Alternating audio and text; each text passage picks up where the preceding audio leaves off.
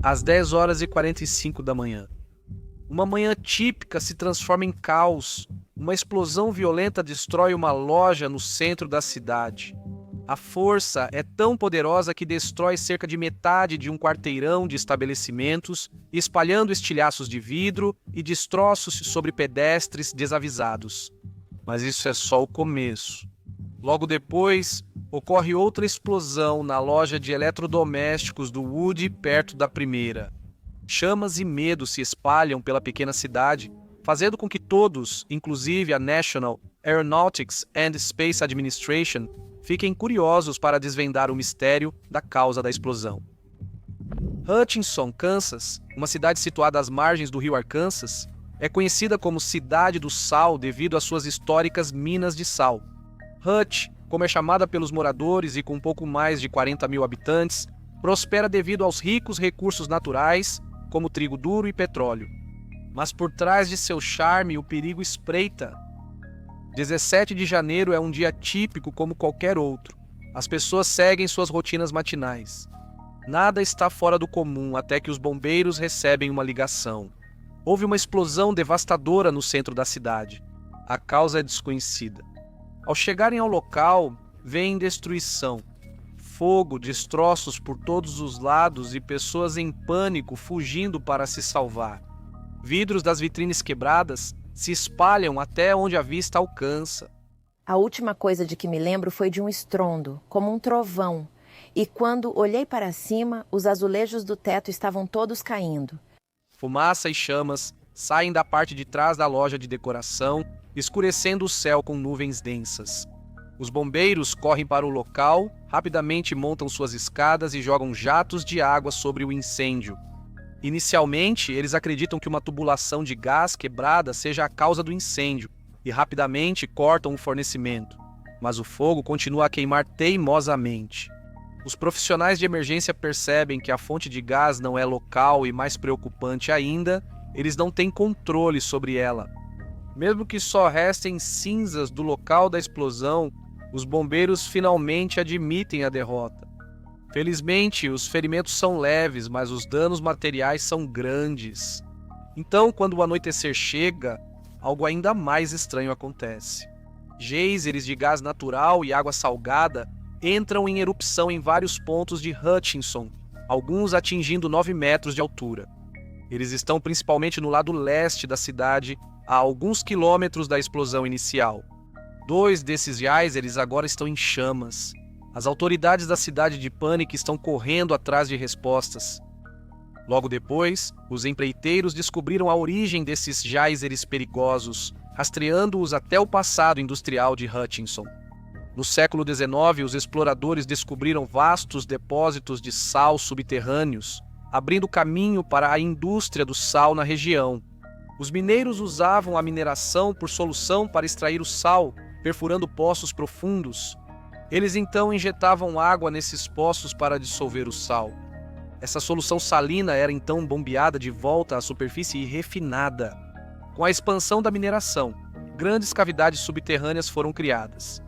Com o tempo e o fim ou mudança das operações de mineração, muitos poços foram abandonados. Desde então, as cavernas de sal tornaram-se das instalações de armazenamento mais seguras do país. É onde Hollywood guarda seus artefatos históricos, como os filmes originais de Guerra nas Estrelas e O Mágico de Oz. Mas além das recordações, eles também estão armazenando algo muito mais ameaçador: bilhões de pés cúbicos de gás natural. Enquanto a cidade corria atrás de respostas sobre como combater os vazamentos de gás, o desastre aconteceu novamente no dia seguinte. Desta vez, uma explosão abalou um parque de trailers no lado leste da cidade. O gás inodoro vazava para um dos trailers e o rodapé usado para isolar a casa acabou retendo o gás lá dentro sem querer. Quando alguém começou a cozinhar, o gás se incendiou, resultando em uma explosão devastadora que tirou a vida de um casal de idosos. Ao anoitecer, a cidade mergulhou em um estado de crise total.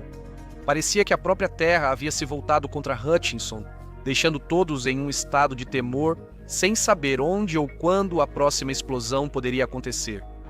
Equipes de emergência evacuaram quase 200 casas e 40 empresas nas áreas afetadas. Os moradores deixaram suas casas com pouco mais do que a roupa do corpo, sem saber quando ou se iriam voltar. Mas até mesmo fugir foi complicado. As explosões também criaram crateras por toda a área, e o tráfego ferroviário foi interrompido para evitar agitar o gás. Cada momento parecia uma bomba-relógio para os oficiais que tentavam identificar a origem dos vazamentos de gás. Os investigadores logo focaram em uma área a 11 quilômetros a noroeste de Hutchinson, o campo de armazenamento Yagi. Inaugurado nos anos 1980, ele armazenava gás propano em poços profundos de aço. Devido a problemas financeiros, os poços foram parcialmente selados com concreto para evitar vazamentos. No início dos anos 90, a Kansas Gas Service assumiu a instalação. Reabriram as cavernas e as transformaram de armazenamento de propano para gás natural. Desde então, a instalação cresceu substancialmente. Ela poderia armazenar gás natural para aquecer 50 mil casas por ano, mas essa operação sofisticada veio acompanhada de um risco. No dia do desastre, cerca de 15 minutos após a primeira explosão, os técnicos em Yagi notaram uma queda dramática de pressão em um dos poços de armazenamento. Ao analisar os registros de pressão, descobriram que o poço vazava em nível baixo há pelo menos 3 dias. Ao reabastecer a caverna em 14 de janeiro, os técnicos haviam notado uma pequena queda de pressão, mas trataram isso apenas como um problema rotineiro, com o gás esfriando e se condensando. Eles seguiram bombeando mais gás, cerca de 80 milhões de pés cúbicos nos 2 dias seguintes. Isso corresponde à capacidade de cerca de 12 grandes navios de transporte de gás. Um dia após as explosões, a KGás informou as autoridades municipais sobre o vazamento, percebendo que coincidiu com as explosões e incêndios em Hutchinson. A empresa mobilizou mais de 100 trabalhadores para buscar vazamentos de gás na cidade. Eles foram de porta em porta, rua por rua, usando dispositivos detectores portáteis e montados em caminhões para identificar vestígios de gás. Enquanto isso, escavações nas ruínas do porão da loja de eletrodomésticos do Woody revelaram um antigo poço de salmoura. Esse poço foi perfurado para um spa de hotel, a fim de bombear água salgada, quente e mineral, conhecida por benefícios terapêuticos. À medida que a crise se desenrolava, o Serviço Geológico do Kansas foi chamado para ajudar na investigação. Eles logo coletaram amostras de solo, fizeram levantamentos e mediram emissões de gás. O objetivo principal era achar a origem do vazamento e entender como o gás se espalhou tão longe. Eles retornaram ao campo de armazenamento Yagi.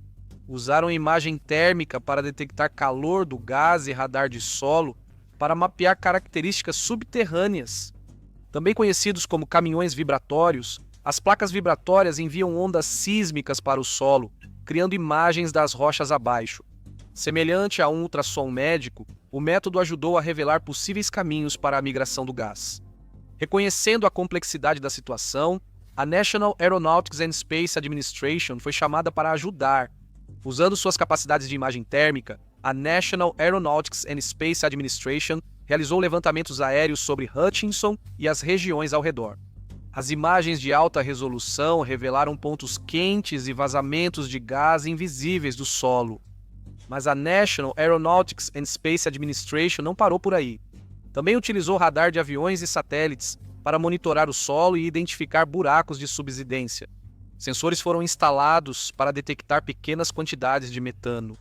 As descobertas das duas agências foram esclarecedoras e alarmantes. O gás estava se movendo por camadas subterrâneas, antigas minas de sal e poços. Foi essa rede de caminhos até a superfície que tornou os vazamentos tão difíceis de conter. A solução encontrada foi instalar poços de ventilação para criar uma rota de escape controlada para o gás. Numa corrida contra o tempo, trabalhadores perfuraram poços estratégicos ao longo do vazamento de gás. Eles então controlaram o gás na superfície queimando-o. Isso era muito mais seguro do que deixar o gás se acumular e arriscar novas explosões. À medida que a investigação avançava, ficou claro como o gás pôde escapar em primeiro lugar. Quando a KGás assumiu Yagi, precisou reabrir as cavernas, perfurando os tampões de concreto que selavam os poços. Durante esse processo, Acredita-se que a broca tenha atingido um pedaço de metal, danificando o revestimento do poço S1. Ao inspecionar um vídeo das cavernas por dentro, um consultor geológico descreveu como se parecesse com uma faca de cozinha cortando uma lata. O gás pressurizado subiu para camadas geológicas superiores, espalhando-se em todas as direções e penetrando em poços de salmoura abandonados. Isso explicaria os geysers de gás com água salgada ao redor da cidade. Levou mais de um mês para que as tochas queimassem os cerca de 143 milhões de pés cúbicos de gás que escaparam do armazenamento. As explosões contaminaram solo e lençol freático, agravadas pelos químicos usados contra o fogo, causando riscos de saúde a longo prazo. A queima do gás liberou metano e fumaça, prejudicando a saúde dos moradores por semanas.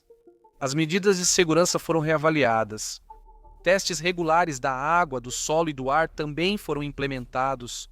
Para os moradores afetados, suas batalhas estavam apenas começando. A explosão destruiu 2 comércios e danificou outros 26. Vários grandes processos foram movidos contra a controladora da KGA One Oak Incorporada e suas subsidiárias.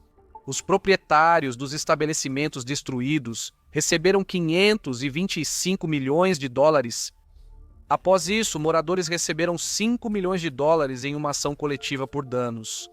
E a família do casal que morreu no parque de trailers também resolveu um processo de vários milhões de dólares fora do tribunal. A falta de supervisão e manutenção causou o desastre. Os técnicos perceberam quedas de pressão antes das explosões, mas não investigaram. Essa negligência e as falhas regulatórias do Departamento de Saúde e Meio Ambiente do Kansas causaram a catástrofe. Os legisladores reagiram defendendo regras mais rígidas para instalações de armazenamento subterrâneo de gás. Para os moradores de Hutchinson, a recuperação foi longa e difícil. Os comércios do centro não foram reconstruídos, o parque de casas móveis fechou e o campo Yagi foi desativado. Mas antes era preciso retirar todo o gás residual armazenado. As explosões de 2001 em Hutchinson mudaram para sempre a paisagem da cidade, mostrando que, às vezes, as maiores ameaças são aquelas que não podemos ver. Assista ao próximo episódio se gostou deste vídeo. Por favor, deixe um like e um comentário se quiser apoiar o canal.